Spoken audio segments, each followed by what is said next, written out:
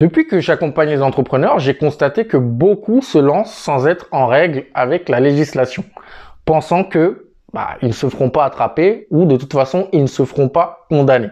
Et cette vidéo est pour vous montrer que c'est totalement faux. Donc, je vais vous montrer des exemples des entreprises qui ont été condamnées parce qu'elles n'ont pas respecté la législation et ça vous permettra dans un second temps de savoir ce qu'il ne faut pas faire pour ne pas vous retrouver dans ce cas-là. Et surtout d'aller rapidement vous mettre dans les normes si vous êtes dans ce cas-là.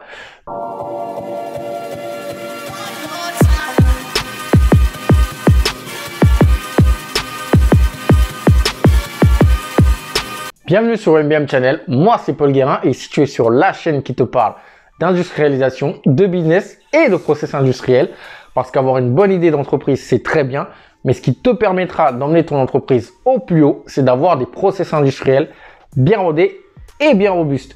Avant de commencer cette vidéo, je vais t'inviter à cliquer sur la petite cloche pour t'abonner et recevoir mes prochaines vidéos.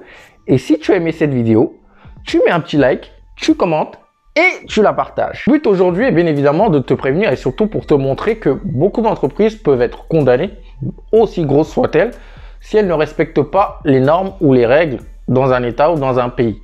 Et donc aujourd'hui, on va voir 4 entreprises et donc 4 choses à ne pas faire pour ne pas être condamné. Première entreprise que nous allons aborder aujourd'hui, c'est l'entreprise Yves Rocher qui a été condamnée en 2019 pour non-respect de la réglementation de mise de produits sur le marché. Donc, ils n'ont pas voulu étiqueter les produits en mettant des ingrédients dessus. Et ça, dans le domaine cosmétique, on sait qu'il y a énormément de petites entreprises qui se lancent et qui n'ont pas fait leur réglementation sur la mise sur le marché d'un produit. Donc mettre des étiquettes, faire son DIP, faire sa fiche sécurité, etc. Et donc ils ont écopé de 30 000 € d'amende. Bien évidemment pour un groupe comme Yves Rocher, c'est une très petite somme. Mais pour vous qui venez juste de vous lancer ou qui êtes encore une très petite entreprise, 30 000 €, ça peut être chaos total. Donc la première chose à ne pas faire, c'est ne pas respecter la réglementation de mise de produits sur le marché. La seconde entreprise que nous allons voir, c'est l'entreprise Wonderglam qui a été condamnée, elle aussi, à 47 000 € d'amende pour écocide. C'est quoi un écocide? En fait, ils ne traitaient pas leurs déchets. Du coup, ils ont jeté des shampoings qui étaient usagés, donc fabriquaient des shampoings, dans leur sanitaire. Et du coup, ça s'est retrouvé dans un parc. On a retrouvé énormément de mousse qui ont tué des poissons qui étaient dans le parc. Donc, la seconde chose à ne pas faire, ou à faire surtout, c'est bien traiter ces déchets et ne pas jeter vos déchets n'importe où. Donc, ça, c'est de toute façon, même à titre perso, ne le faites pas. Mais si vous êtes une entreprise, surtout, ne négligez jamais le traitement des déchets. Parce que si vos déchets ont un impact sur votre environnement, vous serez condamné. Troisième chose à ne pas faire, c'est l'entente sur les prix. Bien évidemment, si vous venez de vous lancer, vous n'êtes peut-être pas dans ce cas.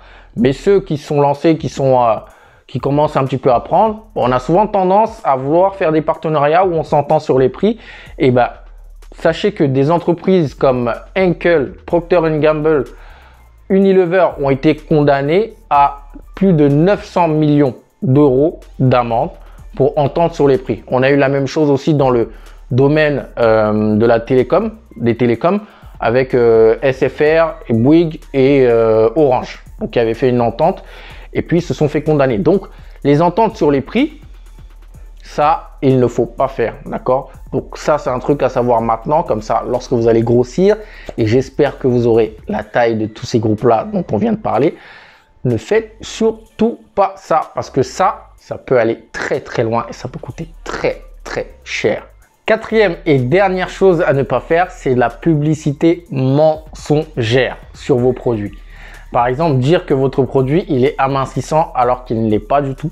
Dire que votre produit est bio alors qu'il ne l'est pas du tout. Ça, c'est très grave. L'entreprise L'Occitane, pareil dans le domaine du bien-être et de la cosmétique, a été condamnée aux États-Unis pour ça. Et aujourd'hui, on sait très bien qu'il y a beaucoup d'entreprises qui le font, surtout le bio, pas bio. Donc si c'est pas bio, ne dites pas que c'est bio. D'accord? Si ça fait mincir, dites que ça fait mincir, ou si ça ne fait pas mincir, ne dites pas que ça fait mincir juste pour qu'on achète vos produits. Parce que lorsque il y aura des contrôles, on va tester vos produits. Et si effectivement ça ne fait pas mincir ou que ce n'est effectivement pas bio, bah, vous risquez d'être condamné et ça peut vous coûter très très cher. Voilà les 4 choses à ne pas faire. Bien évidemment, la liste n'est pas exhaustive. Il y a plein d'autres choses à faire, mais ici, j'ai voulu partager avec toi. Donc, ces 4 choses à ne pas faire. Surtout, tu as bien vu que des entreprises, même si elles étaient grosses, ont été condamnées. Donc, combien de fois des petites entreprises qui le font? Donc, dis-moi en commentaire si toi, tu as déjà eu à faire une de ces 4 choses-là. Et surtout, comment ça s'est passé après. La semaine prochaine, on se retrouve pour une nouvelle vidéo, un nouveau thème. N'oublie pas de me suivre sur Instagram pour plus d'infos sur l'industrialisation. Porte-toi bien et n'oublie pas que nous sommes tous des multi-billionnaires mind. Bye.